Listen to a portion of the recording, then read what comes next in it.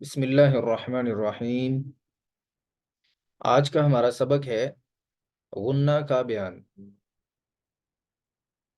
کہ غنہ کیا ہے اور کب کیا جاتا ہے اور اس کے قواعد کتنے ہیں۔ سب سے پہلے غنہ کیا ہوتا ہے ہم غنہ کو سمجھیں گے، اس کے بعد انشاءاللہ العزیز اس کے قواعد دیکھیں گے۔ ناک میں آواز لے جانے کو غنہ کہتے ہیں۔ آواز کو ناک میں لے جانے کو غنہ کہتے ہیں، اور غنہ کی مقدار 1 الف کے برابر ہوتی ہے، یا اس طرح آپ دوسرے طریقے سے اگر چیک کریں تو وہ 2 سیکنڈز کے لیے، یعنی 2 سیکنڈز کے لیے آپ آواز کو ناک میں ٹھہرا کر پڑھیں گے تو اس کو غنہ کہا جاتا ہے۔ میں پھر سے بتا دیتا ہوں کہ غنہ کا بیان، غنہ کیا ہوتا ہے۔ ناک میں آواز لے جانے کو غنہ کہتے ہیں، آواز کو ناک میں لے کے جانا اور 1 الف کے برابر آواز کو ناک میں ٹھہرا کر پڑھنا۔ آواز کو ناک میں لے کے جانا اور 1 الف کے برابر یا 2 سیکنڈز کے لیے آواز کو ناک میں ہی ٹھہرانا، تو اس کو غنہ کہا جاتا ہے۔ اب نمبر 1، غنہ ہمیشہ 2 حرف میں ہوتا ہے۔ حروف غنہ 2 ہیں، کون سے ہیں؟ نمبر 1 نون اور نمبر 2 میم۔ غنہ ہمیشہ 2 حروف میں ہوتا ہے، نون اور میم میں، یہ آپ نے ہمیشہ یاد رکھنا ہے۔ ان کے علاوہ کسی حرف میں غنہ نہیں ہوگا، صرف نون اور میم پر ہوگا۔ نمبر 2، حروف کے علاوہ غنہ جو ہے وہ نون تنوین پر بھی ہوتا ہے۔ حروف کے علاوہ یعنی وہ تو حروف ہے نا، نون اور میم۔ اب نون اور میم کے علاوہ غنہ کس چیز میں ہوتا ہے؟ وہ ہے تنوین، 2 زبر، 2 زیر اور 2 پیش۔ تو یہ 2 چیزیں ہیں جن میں غنہ ہوگا، اور آگے ہم انشاءاللہ العزیز ان کے قواعد پڑھیں گے کہ کب ہوگا اور کب نہیں ہوگا، ان کی جو شرائط ہیں، ان کے جو رولز ہیں وہ پڑھیں گے انشاءاللہ۔ تو غنہ ہمیشہ 2 حروف میں ہوتا ہے، اور وہ 2 حرف ہیں نون اور میم۔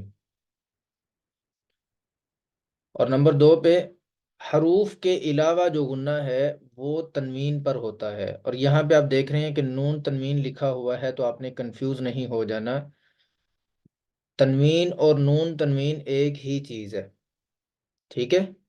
اب اس کو نون تنوین کیوں کہتے ہیں یہ بھی میں آپ کو بتا دیتا ہوں، کہ جب بھی ہم تنوین والا کوئی بھی حرف پڑھتے ہیں، کوئی بھی حرف بولتے ہیں، تو اس میں نون کی آواز آتی ہے، جیسے بن، تن، سن۔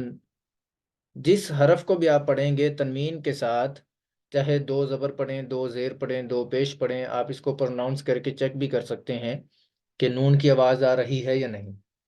بن، بن، بن، تن، تن، تن۔ تو یہ جو بھی لفظ بولیں گے جس کے اوپر تنوین ہو تو اس میں نون کی آواز آتی ہے، تو اس لیے اس کو نون تنوین کہا جاتا ہے۔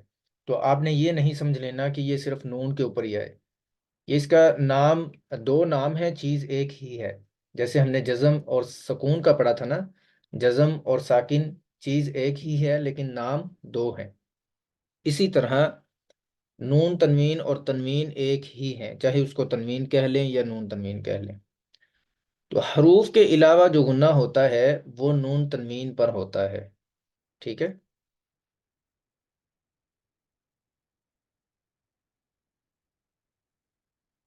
نون اور میم پر غنہ کے قواعد،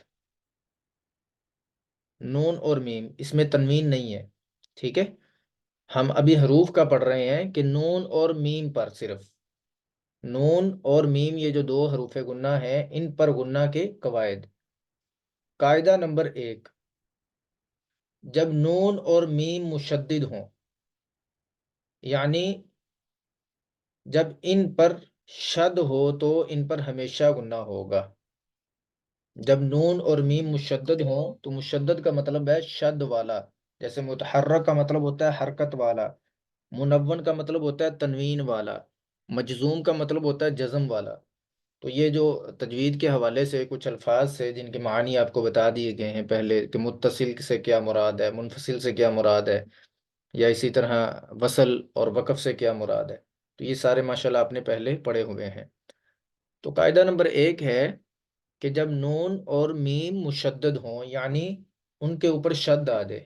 اچھا، مزے کی بات کہ آج جو ہم یہ قاعدہ پڑھ چکے ہیں نا، ابھی یہ صرف 2 لائنیں جو ہم نے پڑھی ہیں، اگر یہ 2 لائنیں آپ سمجھ لیں اور بالکل آسان ہے، ٹھیک ہے، تو قرآن کریم میں جو پنک کلر آتا ہے نا تجویدی قرآن کریم میں، وہ آپ کا حل ہو جائے گا، ٹھیک ہے۔ اس ڈیفینیشن سے آپ کا جو ایک کلر ہے وہ حل ہو جائے گا، جو کہ پنک کلر ہے، تو باقی جو اورنج کلر ہے وہ صرف رہ جائے گا۔ اچھا، ابھی تک ہم نے الحمدللہ اس قرآن کریم کے تقریباً 3 جو کلر ہیں وہ حل کر لیے ہوئے ہیں، 3 رنگ۔ کون کون سے؟ سب سے پہلے ہم نے حل کیا ہے گرین کلر۔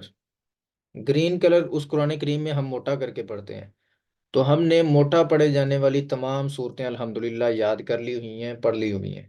ان میں حروف مستعلیہ ہیں، حروف شبہ مستعلیہ ہیں، ٹھیک ہے۔ تو یہ 2 طرح کے حروف ہیں جن کو ہم نے پڑھ لیا ہے کہ کب وہ موٹے ہوں گے اور کب باریک ہوں گے۔ حروف مستعلیہ تو ہمیشہ ہی موٹے ہوتے ہیں، تو شبہ مستعلیہ کا بھی ہم نے پڑھ لیا ہوا ہے کہ وہ کب موٹے پڑے جائیں گے اور کب باریک ہوں گے۔ تو یہ ہمارا گرین کلر جو ہے حل ہو گیا الحمدللہ۔ اس کے بعد بلو کلر پہ کلکلا ہوتا ہے، تو حروف کلکلا ہم نے پڑھا کہ یہ 5 ہوتے ہیں، قطب و جدن، اور ان کی شرط بھی پڑھ لی کہ جب یہ ساکن ہوں تو تب یہ کلکلا ہوں گے، ٹھیک ہے۔ تو وہ کلر بھی ہمارا حل ہو گیا۔ تیسرے نمبر پہ جو پنک کلر ہے وہ آج الحمدللہ ہمارا حل ہو جائے گا، ٹھیک ہے، جس کو ہم غنہ کہتے ہیں۔ پنک کلر پہ غنہ کیا جاتا ہے، اور اس کو انشاءاللہ العزیز ابھی ہم ان 2 لائنوں میں مکمل سمجھ لیں گے۔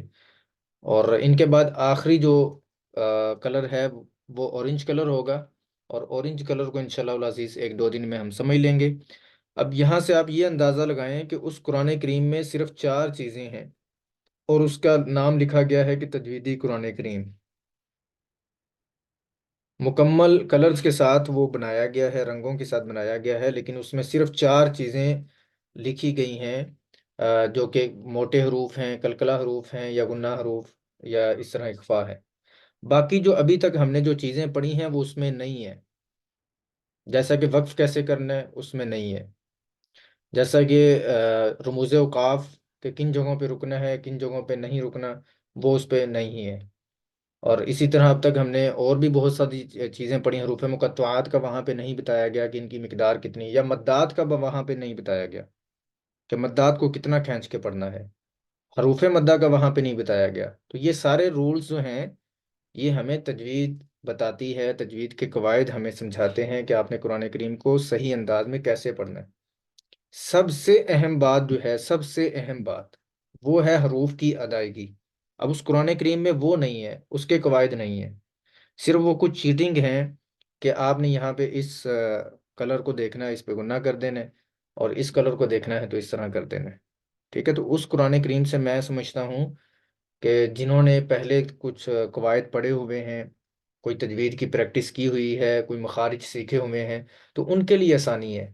اگر عام بندہ پڑھے گا تو اس کے لیے اس قرآن کریم میں ایسے ہی ہے کہ جیسے وہ تجوید کے بغیر ہی پڑھ رہا ہے، صرف وہ تھوڑا سا کلرز کو دیکھتے ہوئے گناہ کلکلا یہ کر لے گا، اور اس کو کچھ نہیں پتہ چلے گا کہ یہاں پہ وقف کیسے کرنا ہے یا موٹا کیسے کرنا ہے۔ جب تک وہ کسی سے سیکھیں گے نہیں تو پتہ نہیں چلے گا۔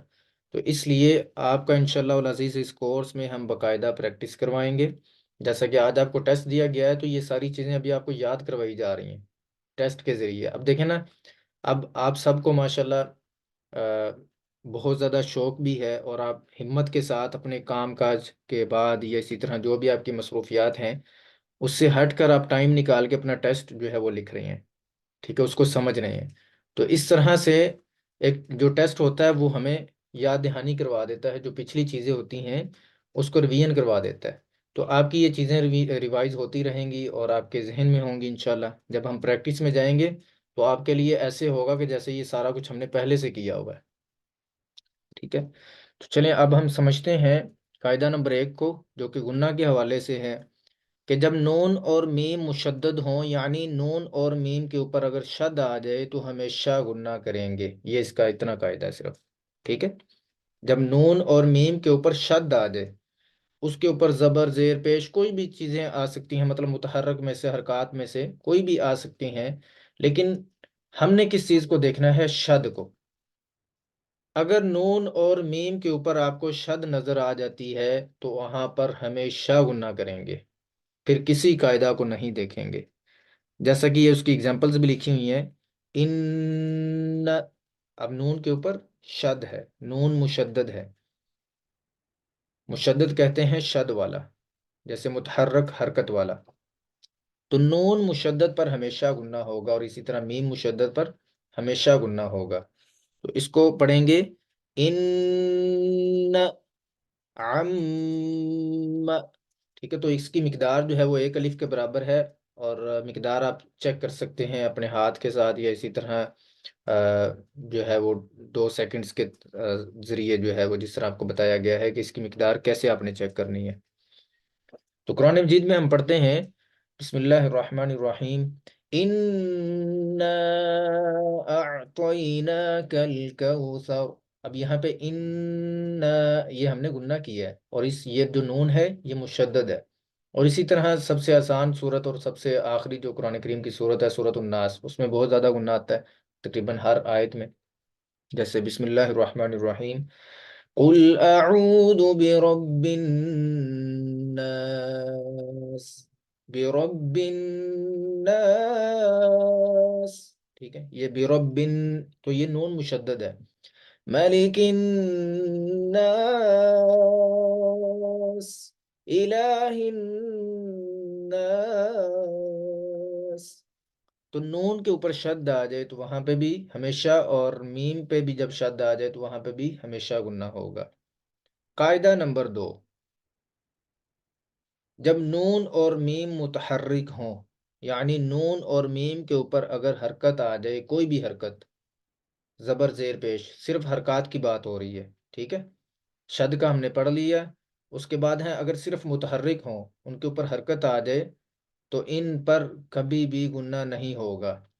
ایسے سمجھیں کہ اگر نون اور میم پر، کیونکہ یہ 2 حروف گناہ ہے نا، ہم ان دونوں کو پڑھ رہے ہیں، نون اور میم کو، کہ اگر نون اور میم کے اوپر شد آ جائے تو ہمیشہ گناہ کریں گے، اگر نون اور میم پر کوئی بھی حرکت آ جائے زبر زیر پیش میں سے تو کبھی بھی گناہ نہیں کریں گے، یعنی ہمیشہ گناہ نہیں ہوگا۔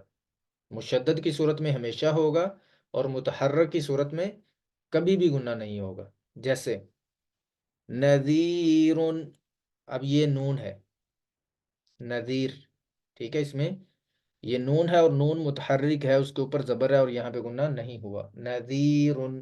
اسی طرح نور، یہاں پہ نور میں نون ہے اور گناہ نہیں ہوا، نبذ، یہاں پہ بھی نون متحرک ہے، گناہ نہیں ہوا، بنبأ، نون متحرک ہے، گناہ نہیں ہوا۔ تو اسی طرح میم کی بھی بہت زیادہ مثالیں ہیں، جیسے یعملون، میم کے اوپر حرکت ہے تو گناہ نہیں ہوا۔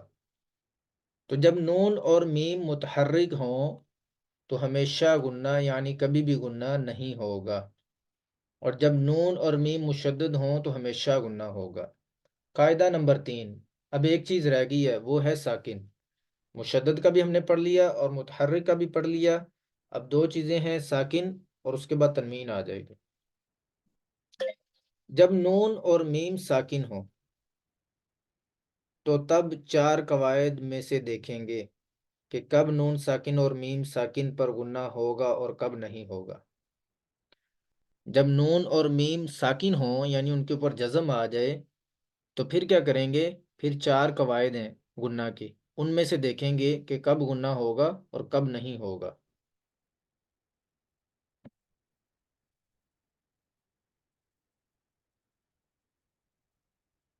نون ساکن و میم ساکن و تنوین کے قواعد، اب 3 چیزیں یہاں پہ شامل ہو گئی ہیں، ماہرہ ابراہیم کے نام سے جن کی آئی ڈی ہے وہ اپنا انوٹیٹ آف کر لیجئے۔